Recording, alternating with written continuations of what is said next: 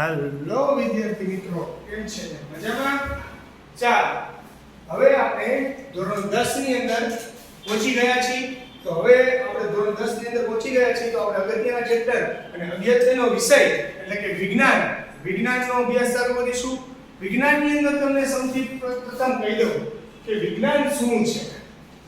વિજ્ઞાન એટલે દુનિયાને સમજવાનું અને જાણવાની જે પણ માહિતી મેળવવાની છે, સમજવાનું છે. જ્ઞાન છે. દુનિયાને સમજવાનું જે જ્ઞાન છે, કુદરતી ઘટનાઓને જે સમજવાનું જ્ઞાન, એને કહેવાય વિજ્ઞાન. તો વિજ્ઞાનની અંદર મુખ્યત્વે આપણી ટેક્સ્ટબુક ની અંદર એનસીઈઆરટી ની અંદર 3 ભાગોમાં વિજ્ઞાનને, એક રીતે તો 4 ભાગોમાં વહેંચેલું છે, પણ આપણે એ 3 ભાગ વિચારવાના છે. એક છે સૌથી પ્રથમ આપેલું છે રાસાયણિક વિજ્ઞાન, રાસાયણિક વિજ્ઞાન એટલે કે રસાયણ વિજ્ઞાન પણ કહેવાય એને. રસાયણ વિજ્ઞાન. બીજું છે જીવ વિજ્ઞાન, અને ત્રીજું છે એ અગત્યનું અને મહત્વનું એટલે કે ભૌતિક વિજ્ઞાન. રેડી? અને ચોથું એક અગત્યનું પણ આપેલું છે, એ આપણે છે પર્યાવરણ, એન્વાયરમેન્ટ, આપણું વાતાવરણ, આપણી આસપાસ રહેલું પર્યાવરણ. એ જે પણ ડિસ્કશન કરવાની છે એ આ ચોથા ભાગમાં કરવાની છે. તો આપણે આજે જે ટોપિક વિચારવાનો છે, ડિસ્કસ કરવાનો છે, એ ભૌતિક વિજ્ઞાન વિશે. એમાં પણ અગત્યનું ચેપ્ટર એટલે કે ચેપ્ટર નંબર 12 નો અભ્યાસ આપણે શરૂ કરવાનો છે. તો ચાલો, વિજ્ઞાનની અંદર આપણે અભ્યાસ કરીશું ભૌતિક વિજ્ઞાનમાં. ભૌતિક વિજ્ઞાન એટલે કે શું, ત્યાંથી આપણે ચાલુ કરીએ. તો ચાલો છોકરાઓ, ભૌતિક વિજ્ઞાન શું છે એ પહેલા સમજીએ.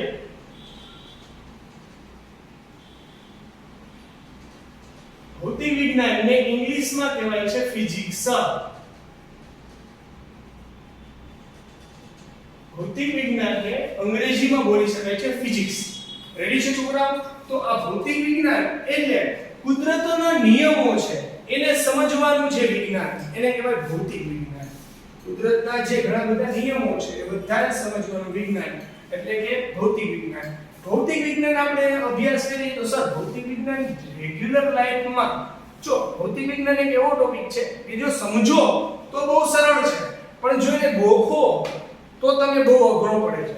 પણ ભૌતિક વિજ્ઞાન સમજો રેગ્યુલર ઉદાહરણ દ્વારા, તમે રોજિંદા જીવનમાં કઈ કઈ જગ્યાએ આનો ઉપયોગ કરો છો, કઈ જગ્યાએ આ આવે છે, આ બધું જો સમજશો તો આ ભૌતિક વિજ્ઞાન એક સરળ અને સીધી અને સાવ ઈઝી એવી બ્રાન્ચ છે.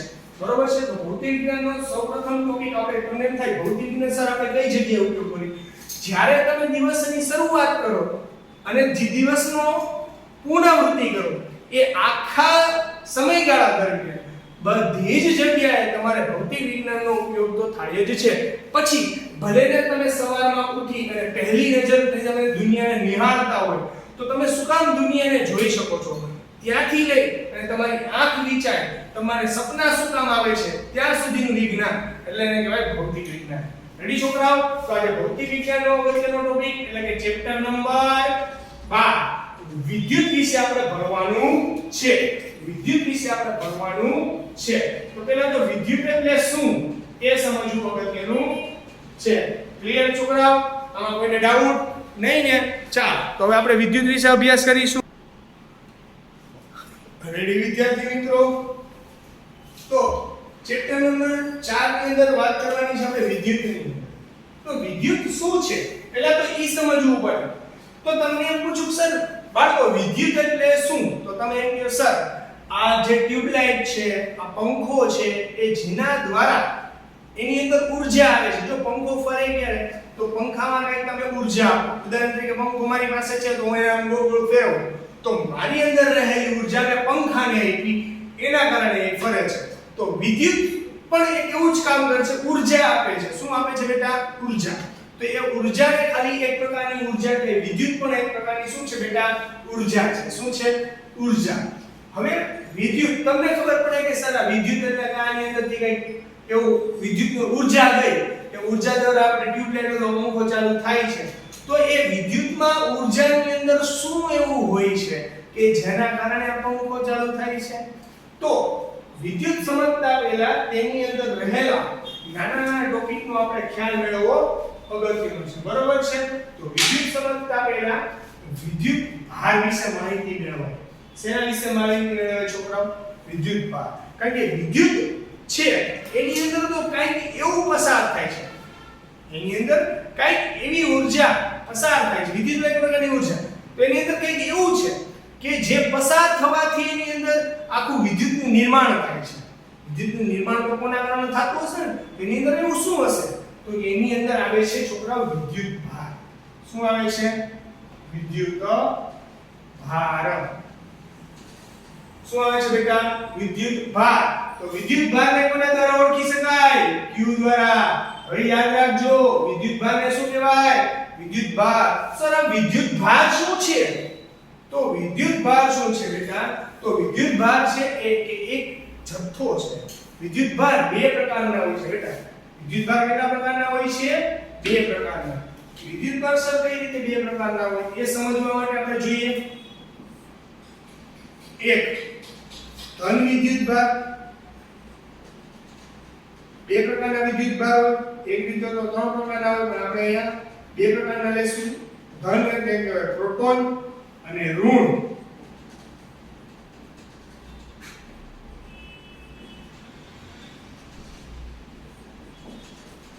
એક ધન વિદ્યુત ભાર એટલે કે એને કહેવાય પ્રોટોન અને એક ઋણ વિદ્યુત ભાર એને કહેવાય ઇલેક્ટ્રોન જો પ્રોટોન હોય છે એ ધન વિદ્યુત ભાર ધરાવે છે જ્યારે ઇલેક્ટ્રોન હોય છે એ ઋણ વિદ્યુત ભાર ધરાવે છે તો વિદ્યુત પસાર શેમાંથી થાય પહેલા તો બેઝિક માહિતી જ આપું છું છોકરાઓ પછી વિદ્યુતની વ્યાખ્યા વિદ્યુતનો SI એકમ કઈ રીતે છે બધું ડિસ્કશન આપણે પછીના લેક્ચરમાં કરીશું તો વિદ્યુત ભારને Q કહેવામાં આવે છે શું કામ વિદ્યુત ભારને ઇંગ્લિશમાં ઇલેક્ટ્રિક ચાર્જ કહેવાય શું કહેવાય બેટા ઇલેક્ટ્રિક ચાર્જ એને ઇંગ્લિશમાં કહેવાય ઇલેક્ટ્રિક ચાર્જ છે એને Q દ્વારા ઓળખી શકાય છે ઇલેક્ટ્રિક ચાર્જ છે એને Q દ્વારા ઓળખી શકાય છે બીજું એક વિજ્ઞાન તમને ખબર જ છે કોઈ પણ વસ્તુ જેમ કે વજન છે હું એમ કહું કે મારું વજન 100 કિલો છે ને આ તો વાત થાય છે હવે મારું વજન 100 કિલો છે તો મારું વજન છોકરાઓ 100 કિલોગ્રામ શું વજનનો એકમ શું છે કિલોગ્રામ છે એવી રીતે વિદ્યુત ભાર છે ને એક હું એમ કહું વજનની વ્યાખ્યા આપું તો આવે કે નો આવે વજન એ પોતે જ એક રાશિ છે બરોબર એવી રીતે વિદ્યુત ભાર એ પણ એક ખુદ પોતે એક રાશિ છે વિદ્યુત ભાર પણ ખુદ પોતે એક રાશિ છે એટલે માટે વિદ્યુત ભારનો એકમ પણ કંઈક હશે તો ખરી જ વસ્તુ સમજાય છે જેમ વજનનો કંઈક એકમ છે વજનને આપણે કિલોગ્રામ ગ્રામ બરોબર એમાં માપી શકીએ છીએ તો એ વિદ્યુત ભાર પણ એક કોઈ રાશિ છે એને પણ આપણે કોઈ એકમ દ્વારા સુનિશ્ચિત કરવો પડશે તો વિદ્યુત ભારને વજન છે વજન આપણે કહી દીધું એને કિલોગ્રામમાં મપાય તો વિદ્યુત ભારને પણ મેજરમેન્ટ એટલે નક્કી કરવા માટે કંઈક એકમનો ઉપયોગ થાય એ એકમ છે કુલમ્બ એ એકમનું નામ છે કુલમ્બ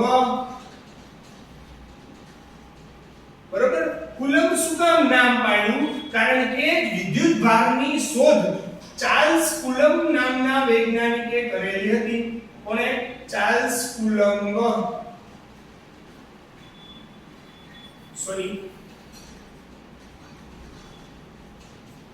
ચાર્લ્સ કુલમ્બ નામના વૈજ્ઞાનિકે વિદ્યુત ભારની શોધ કરી હતી ચાર્લ્સ કુલમ્બ નામના વૈજ્ઞાનિકે વિદ્યુત ભારની શોધ કરી હતી એટલે એના નામ ઉપરથી એને વિદ્યુત ભારનો એકમ જાહેર કરી દીધો કે વિદ્યુત ભારનો એકમ રહેશે કુલમ્બ એટલે તો એને C દ્વારા પણ ઓળખી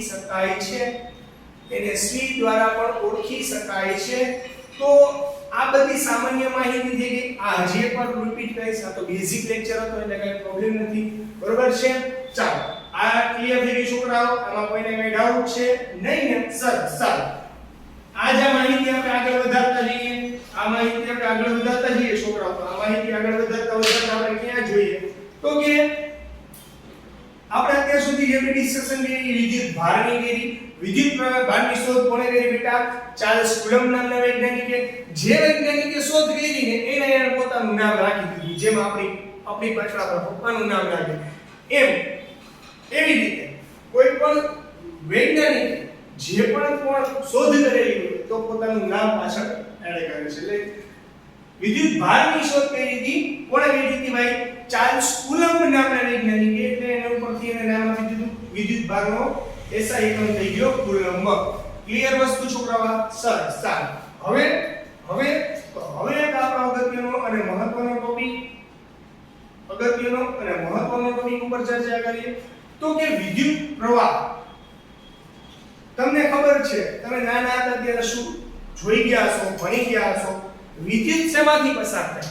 તમને ખબર છે કે છોકરાઓ કે સાહેબ આપણને કોઈ વાર એમ કહે કે મમ્મી પપ્પા એમ કે કોઈ સ્વિચ અડતો હોય અથવા તો આપણે પપ્પા કોઈ વસ્તુ રિપેર કરતા હોય, ઇલેક્ટ્રિશિયન કોઈ વસ્તુ રિપેર કરતા હોય ઇલેક્ટ્રિકની, તો આવી કે રબરના ચપ્પલ પહેરવાના. બરોબર? આવું શું કામ કે? કારણ કે એની અંદરથી વિદ્યુત પ્રવાહ પસાર થઈ શકે નહીં. તો વિદ્યુત પ્રવાહ પસાર કોની થઈ શકે? સુવાહકોની અંદરથી. શેની અંદરથી થઈ શકે બેટા? સુવાહકોની. સુવાહકો એટલે શું? એની અંદરથી શું કામ વિદ્યુત પ્રવાહ પસાર થાય? તમારો પ્રશ્ન એવો હોવો જોઈએ કે સાહેબ સુવાહક એટલે શું અને એની અંદરથી શું કામ વિદ્યુત પ્રવાહ પસાર થાય? અવાહક એની અંદરથી શું કામ વિદ્યુત પ્રવાહ પસાર ન થાય? એ બધાની ડિસ્કશન કરવાની છે. તો તમને ખબર જ છે, પહેલા આપણે ત્રણ વસ્તુ જોવાની છે. ત્રણેય વસ્તુની માહિતી આપી દઉં છું. સુવાહક, બરોબર છે, અગત્યનો ટોપિક છે સુવાહક. બીજું છે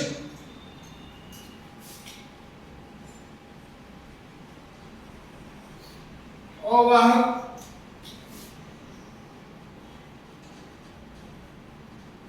અને ત્રીજું છે અર્ધવાહક. હવે તો તમને એમ થાય કે સર આ ત્રણેય સુવાહક, અવાહક અને અર્ધવાહક એટલે શું? એ બધાની ડિસ્કશન હું તમને સમજાવી દઉં. સુવાહક જે પણ વસ્તુની અંદર ઇલેક્ટ્રોનની સંખ્યા વધારે પ્રમાણમાં હોય અને ઇલેક્ટ્રોન મુક્ત રીતે હરીફરી શકતા હોય, બરોબર? ઇલેક્ટ્રોનની સંખ્યા વધારે હોય અને ઇલેક્ટ્રોન મુક્ત રીતે હરીફરી શકતા હોય એને કહેવામાં આવે છે સુવાહક. ઉદાહરણ તરીકે ધાતુ હોય છોકરા, કે સુવાહકની વ્યાખ્યા જે પદાર્થની અંદર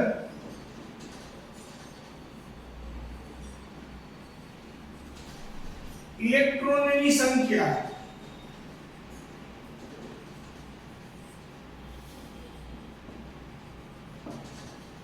વધારે પ્રમાણમાં હોય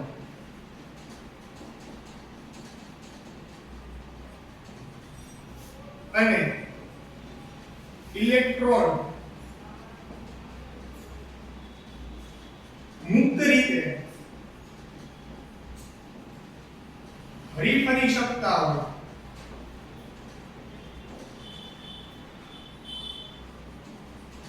તો તેને સુવાહક કહેવાય છે. સર આ તો વિજ્ઞાનની ભાષા થઈ ગઈ કે નહીં છોકરાઓ? તો સાહેબ આ ઇલેક્ટ્રોન કેમ અંદર હોય એ સમજાવું તમને. તમને ડાઉટ હોય તો કાંઈ વાંધો નહીં. અવાહક પછી વિશે માહિતી મેળવશી અને અર્ધવાહક પછી એના પછી. તો સુવાહક જે પદાર્થની અંદર ઇલેક્ટ્રોનની સંખ્યા વધારે પ્રમાણ હોય. ઉદાહરણ તરીકે આ કોપરનો તાર લઉં છું. તારનો આકાર કેવો હોય છોકરાઓ? નળાકાર હોય. કેવો હોય બાળક? નળાકાર હોય. નળાકાર હોય. નક્કી કર્યો જી? દોરો ત્યાં નક્કી કર્યો.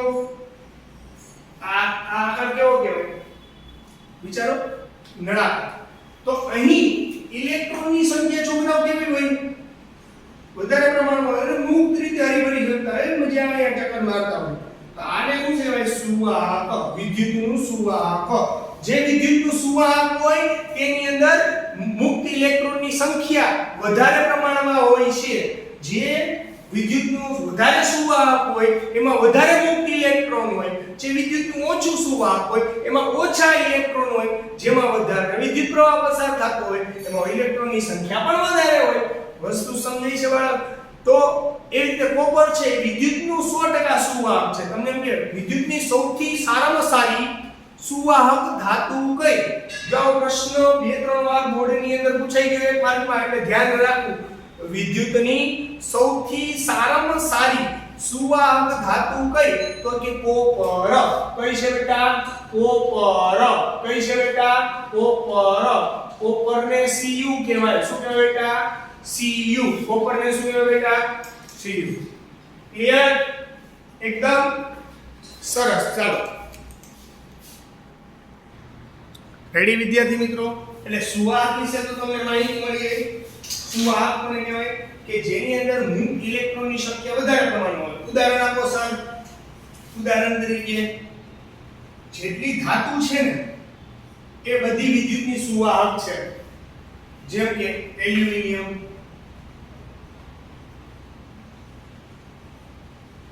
પછી લોખંડ, પછી એલ્યુમિનિયમ છે, લોખંડ છે, પછી કોપર. આ બધી કેવી છે? વિદ્યુતની સુવાહક છે. બરોબર?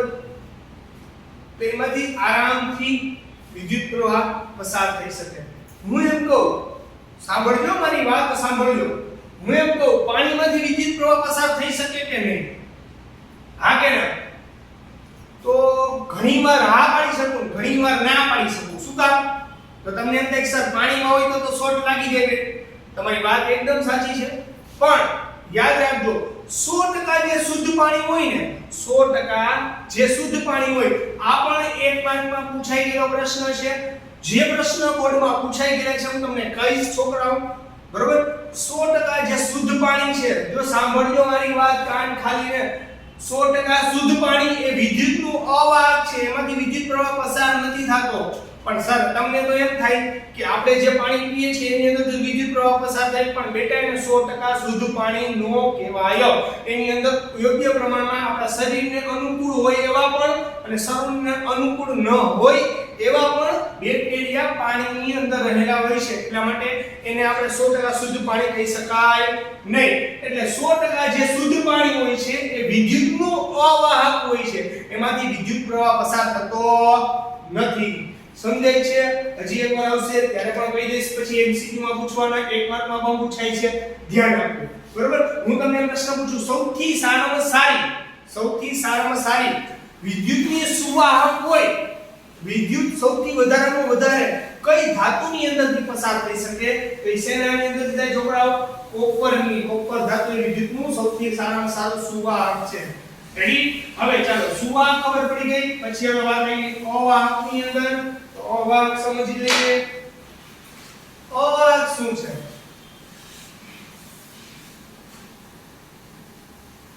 અવાહક કે જે પદાર્થની અંદર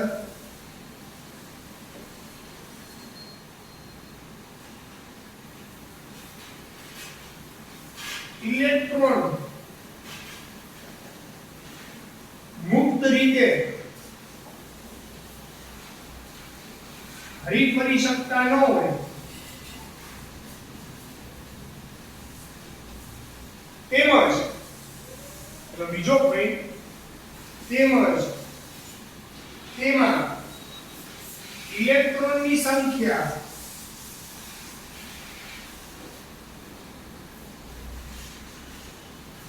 નહિવત હોય. નહિવત એટલે સાવ ઓછી હોય. એમાંથી કોઈ દિવસ ઇલેક્ટ્રોન પસાર થાય નહીં. જે પદાર્થની અંદર ઇલેક્ટ્રોન મુક્ત રીતે હરીફરી શકતા ન હોય અથવા તો તેમાં ઇલેક્ટ્રોનની સંખ્યા સાવ હોય તો નહિવત હોય, કાં તો એમાં ઇલેક્ટ્રોન ઓછા પ્રમાણમાં હોય, સાવ ઓછા પ્રમાણમાં હોય, એને કહેવામાં આવે છે અવાહક. અવાહકની અંદર કોઈ દિવસ વિદ્યુત પ્રવાહ પસાર થતો નથી. અવાહકની અંદર કોઈ દિવસ વિદ્યુત પ્રવાહ પસાર થતો નથી.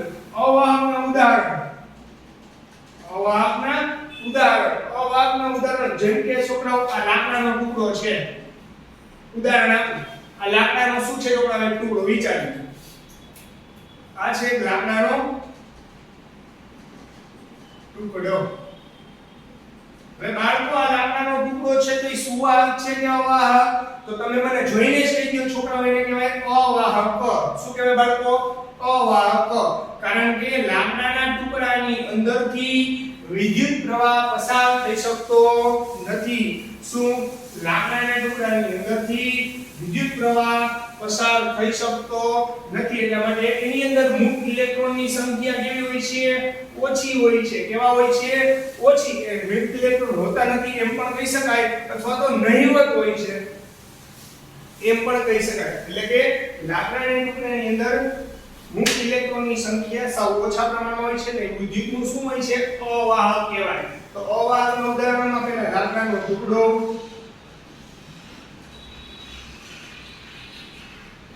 પછી રબર, પછી પ્લાસ્ટિક, આ બધું છે એ વિદ્યુતનું અવાહક છે. બધું બેટા શું છે? વિદ્યુતનું અવાહક. રેડી છે? બરોબર છે? સરસ. ચાલો હવે આપણે અગત્યનો અને મહત્વનો ટોપિક હવે વિચારીએ છીએ અર્ધવાહક. શું વિચારવાનું છે બેટા? અર્ધવાહક. અર્ધવાહકમાંની સંપૂર્ણ માહિતી મેળવવી હોય તો છોકરાઓ આગળ તમે સાયન્સ અભ્યાસ કરશો ત્યારે આ અર્ધવાહક વિશે સંપૂર્ણ માહિતી મેળવવામાં આવશે. પણ અત્યારે તો આપણે સુવાહક અને અવાહક વિશે જ માહિતી મેળવવાની છે. એમાં વધારે તો આ વખતે વિદ્યુત છે એટલે સુવાહકની અંદર વધારે આપણે ઇન્ટરેસ્ટ લેશું. તો અર્ધવાહક કોને કહેવાય? એના ઉદાહરણ શું? આ તમારા ટોપિકની અંદર મહત્વનો નથી પણ પૂછાય એવું નથી, પણ સમજાવી દઉં. અર્ધવાહક જેની અંદર ઇલેક્ટ્રોન, સાંભળજો, જેની અંદર ઇલેક્ટ્રોન છોકરાઓ જો ધાતુ હોય, જેથી ધાતુ હોય એમાંથી વિદ્યુત પ્રવાહ આરામથી પસાર થઈ શકે કારણ કે વિદ્યુતનું સુવાહક હોય. અર્ધ ધાતુ હોય, અધાતુ કોને કહેવાય? મેં કીધું લાકડું છે. આ બધાને અધાતુ કહેવાય, ધાતુઓ કહેવાય. બરોબર છે? એની અંદરથી કોઈ દિવસ વિદ્યુત પ્રવાહ પસાર થાય નહીં. અર્ધવાહક, અર્ધવાહક કોને કહેવાય? તો કે ઘણીવાર એની અંદરથી વિદ્યુત પ્રવાહ પસાર થઈ શકે પણ 100% ન થાય. એને અર્ધવાહક કહેવાય. શું કહેવાય એને? અર્ધવાહક. આ ત્રણેય વિશે તમને ખ્યાલ મળી ગયો હશે. રેડી છે? તો આ બેઝિક કન્સેપ્ટ છે સુવાહક, અવાહક, અર્ધવાહક. બરોબર? તમને આની પહેલા હજી વિદ્યુત ભાર વિશે ચર્ચા કરવાની છે. વિદ્યુત ભાર માને તમને સમજાવવાનો છે. આજે સમજાવ્યો છે નો ડાઉટ, પણ વધારે પણ થોડું સમજવું પડશે. ક્લિયર છે વિદ્યાર્થી મિત્રો? છતાં આમાં કોઈને કઈ પ્રોબ્લેમ હોય તો કહેજો. રેડી વિદ્યાર્થી મિત્રો? તો આજે જે કરાવેલું છે એ અગત્યનું છે પણ બેઝિક છે પણ મહત્વનું છે. તો આજે મેં એકવાર પાછું ડિસ્કશન કરાવી દઉં છું કારણ કે આ ભૂલાવું જોઈએ નહીં. ચાલો વિદ્યુત હું એક બે પ્રશ્ન કરીશ, તમને આવડતા હોય તો જવાબ દેજો. વિદ્યુત, તો વિદ્યુત ની અંદર શું આવે? તો મેં વાત કરી હતી વિદ્યુત ભાર આવે. વિદ્યુત ભારને Q દ્વારા ઓળખી શકાય. બરોબર છે? સરસ. વિદ્યુત ભારને કોના દ્વારા ઓળખી શકાય? Q દ્વારા. બરોબર? હા. વિદ્યુત ભારની શોધ કોણે કરી? વિદ્યુત ભારની અંદર શું આવે? બે પ્રકારના વિદ્યુત ભાર આવે. એક છે ઇલેક્ટ્રોન અને બીજો છે ઇલેક્ટ્રોન E, એને કહેવાય ઋણ વિદ્યુત ભાર. પ્રોટોન એને કહેવાય ધન વિદ્યુત ભાર. બે પ્રકારના વિદ્યુત ભાર આવે. એકને કહેવાય ઋણ વિદ્યુત, જો ઇલેક્ટ્રોન છે તો એની પર નેગેટિવ આવે એટલે એને કહેવાય ઋણ વિદ્યુત ભાર. પ્રોટોન છે એને કહેવાય ધન વિદ્યુત ભાર. ક્લિયર? એને P+ કહેવાય. હવે ઇલેક્ટ્રોન ને માઈનસ. ક્લિયર? તો આનું મૂલ્ય કેટલું? ઇલેક્ટ્રોનનું મૂલ્ય કેટલું? તો ઇલેક્ટ્રોનનું મૂલ્ય શું ખબર છે? 1.6 10⁻⁻19 કુલમ. આનું આટલું મૂલ્ય છે. આનું આટલું મૂલ્ય છે. આ તમને ભણવામાં એટલા માટે આવે છે કારણ કે આ દાખલાઓની અંદર વધારે કામમાં ઇલેક્ટ્રોનનું મૂલ્ય દાખલાઓની અંદર વધારે પ્રમાણમાં આવે છે એટલા માટે તો યાદ કરવાનું છે. બરોબર છે? બીજું વિદ્યુત ભારની શોધ કયા નામના વૈજ્ઞાનિકે કરી? તો વિદ્યુત ભારની શોધ ચાર્લ્સ કુલમ્બ નામના વૈજ્ઞાનિકે કરી. કોણે કરી? ચાર્લ્સ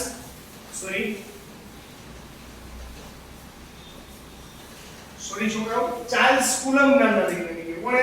વિદ્યુત ભારની શોધ કરવાવાળો વૈજ્ઞાનિક ચાર્લ્સ કુલમ્બ નામનો. તમને કોઈ એક માર્કમાં પૂછાઈ ગયેલો પ્રશ્ન કે વિદ્યુત ભારનો SI એકમ કયો? વિદ્યુત ભારનો SI એકમ કયો? તો તમને અહીંયા ગોટા થવા જોઈએ નહીં, કારણ કે વિદ્યુત ભારનો SI એકમ થાય કુલમ્બ. શું થાય છોકરાઓ? કુલમ્બ. અને કુલમ્બને કોના દ્વારા લખી શકાય? કેપિટલ C દ્વારા લખી શકાય. તમને એમ પૂછે કે વિદ્યુત ભારનો SI એકમ કયો? તો કે કુલમ્બ. જો 3-4 પ્રશ્નની અંદરથી એક માર્કના પૂછાયા આવી ગયા. એક, વિદ્યુત ભારનો SI એકમ કયો? કુલમ્બ. બીજો પ્રશ્ન કે સુવાહક ધાતુ, સુવાહક વિદ્યુતની સૌથી સારામાં સારી સુવાહક કઈ? તો કે કોપર. બીજું, પાણી એ વિદ્યુતનું સુવાહક છે કે અવાહક છે? તો પાણી છે ને એ 100% શુદ્ધ પાણી હોય એ વિદ્યુતનું શું હોય? અવાહક હોય.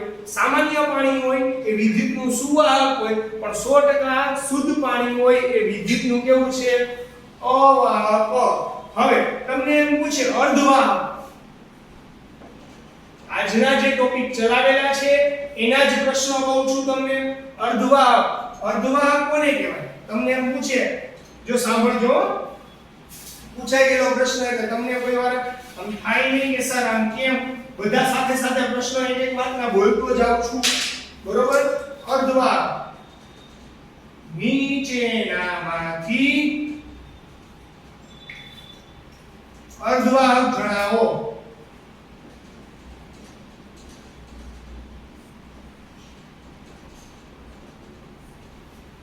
નીચેનામાંથી અર્ધવાહક જણાવો. હવે અર્ધવાહક ઓપ્શન A લાકડું, option B plastic, option B પાણી, ઓપ્શન D જર્મેનિયમ. તો જર્મેનિયમ ધાતુ એવી છે એ અર્ધવાહક છે. કેવી છે બેટા? અર્ધવાહક. જર્મેનિયમ ધાતુ છે વિદ્યુતની અર્ધવાહક છે. યાદ રાખવું. રેડી? પૂછાતો નથી પણ આ તો પૂછાઈ જાય તો બરોબર. છતાં પણ કોઈને આમાં ન ખબર પડતી હોય, નથી આવડતું, કઈ ડાઉટ હોય તો મને કહી શકો છો. ઓકે, ચલો, good bye and take care.